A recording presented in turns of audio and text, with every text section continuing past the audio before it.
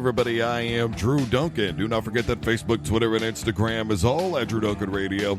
Don't forget you can find me on YouTube and Patreon by looking for Drew Duncan Radio, and I am wherever you are listening to podcasts. Simply tell your device to play Drew Duncan on Spreaker, iHeartRadio, Google Podcasts, Apple Podcasts. I am wherever you are listening to podcasts. Pete Rose was once asked something to the effect of, "How many hits do you have?" And his response was simple: more than everybody else. And to be specific, 4,256. He also holds records for games played with 3,500 plus. He's also got the most at-bats, 14,000 plus. He's got the most singles, 3,200 plus. And oh, by the way, he appeared in 17 All-Star games, won 2 Golden Gloves, and was named the National League MVP in 1973. But amid Pete Rose finally admitting in a book that he published in 2004, or wrote, I should say, Pete Rose admitted to betting on Major League Baseball games, including Cincinnati Reds games, while he played and was a manager for the team. But he also claimed that he never betted against his own team.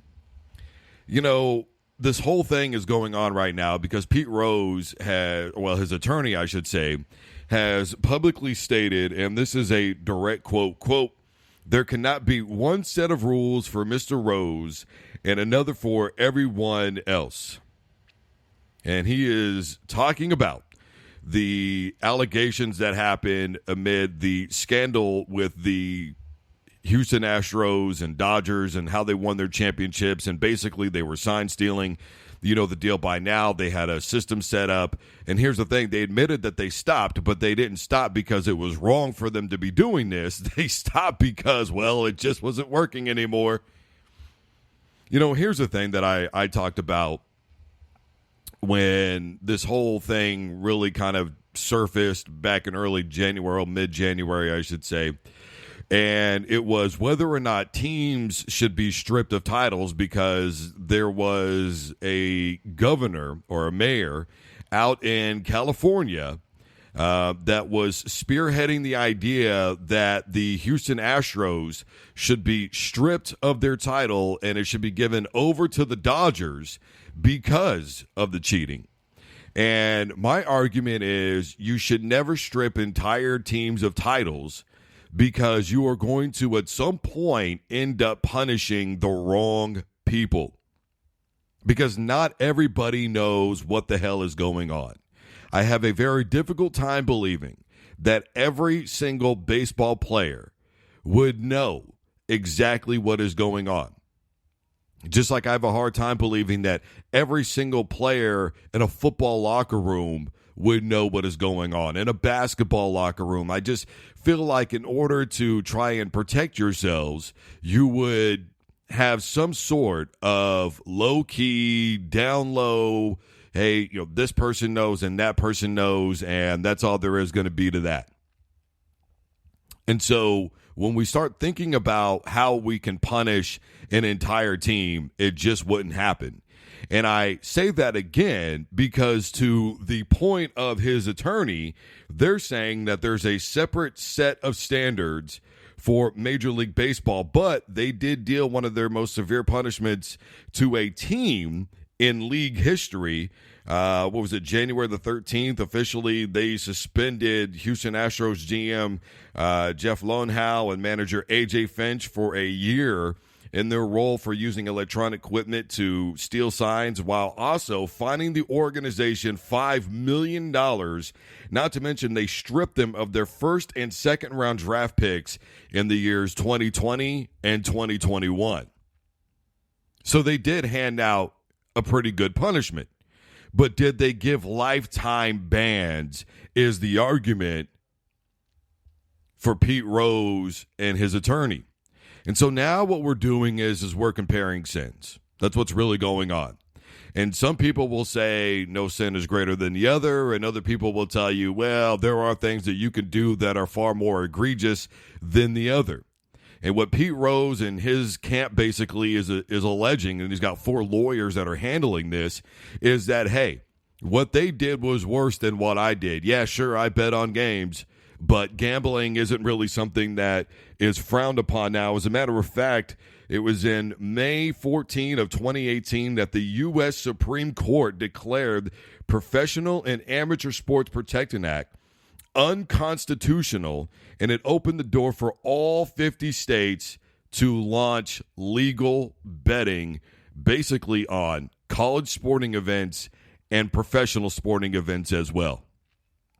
Now, I've had folks from agbetting.org on this program, and one of the things that they talked about was whether people like it or not, betting is always going to happen, okay? And I'm paraphrasing here. And basically what he said to me was, from the time that people could skip a rock over the water, somebody was betting on one person could skip that rock further over the water than the other person could. And whether we all like that or not, that is a very true statement, and that is a very real reality. But does all of this justify either action from Major League Baseball or Pete Rose? Look, I don't think that Pete Rose feels that he was justified in what he did necessarily. There's definitely not a whole hell of a lot of backpedal there. But then when you start looking at the Houston Astros and they did whatever it took to win, it becomes what's worse, cheating or betting? Because the real reality of it is you can see the inside track that Pete Rose would have with betting, because as playing against teams, managing against teams, he's got insider knowledge to how other teams are going to match up against other teams. He knows how this pitcher is going to look against that hitter. He knows how this outfield and infield is going to look against this other team. That's exactly why the Major League Baseball, I believe, took the action that they did by going, you are using insider information, which would be no different in the stock market with insider trade information. Now, do I agree, though, that a lifetime ban should be imposed on Pete Rose? Well, you know, there's other guys that aren't in the Hall of Fame either. Mark McGwire's another one that's not in the Hall of Fame. And Major League Baseball has all but shut that argument down. It was like 2016, I believe, was the last time that this was even really brought up. And, you know, Mark McGwire's been eligible for the Hall of Fame, 9 times now, and it's never happened. And it may never happen because of steroid use. They're looking at that as cheating. But here's the deal, though. And this is where the argument from Pete Rose makes sense. Hey, I'm not allowed to be involved in Major League Baseball. Other people who cheated, and they used insider information, and they stole signs, and they figured out a way to win games illegally, or at least try to win games illegally, they're not getting lifetime bans. They're just going to be gone for a year. And I agree that there should be a set standard in Major League Baseball for cheating. Because we're saying no to Mark McGwire, we're saying no to Pete Rose, but then we're giving somebody else a pass and going, just a year. And to that point, I can definitely see where Pete Rose is coming from. That what is good for the goose is good for the gander. If you're going to do it to me, you have to do it to everybody else too. You can't just single me out. But I think longevity plays a part in this, right? And I think that the other thing that plays a part in this is the fact that it was admitted that it wasn't working. Now, whether or not that's the truth kind of becomes more in the eye of the beholder. But the facts are simply this. For the time being, Pete Rose is not going to be reinstated. For the time being, while Major League Baseball may be reviewing it, they're going to have to be very careful on their end, because they know that if they start retracting things, that it's going to, raise some eyebrows. And here's the other thing.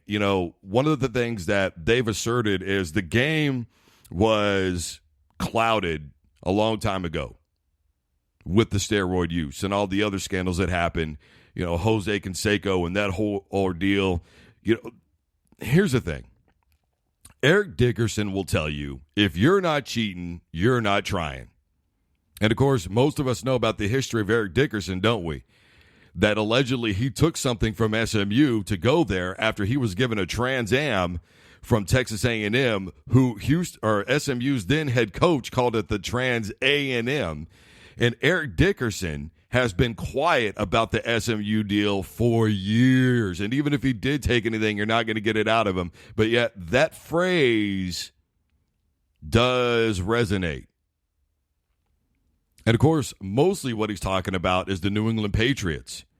And look, the other real reality of it is whether we like it or not, cheating is going to exist at every level.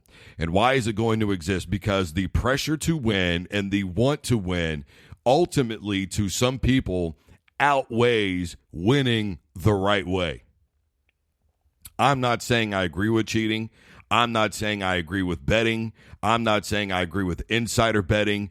I'm not saying that I agree with any of those things. What I am saying is that I agree with Pete Rose in that if you are going to punish one, then you are going to have to punish the other the same way, because we can pretty much contrast to compare in these things, because if he was betting in Cincinnati games, even if he was not betting against his team, he was still using insider track information and betting on games that he thought for sure his team would win, cover the spread, the over-unders, whatever the case may be. He felt in those situations that he would come out on top.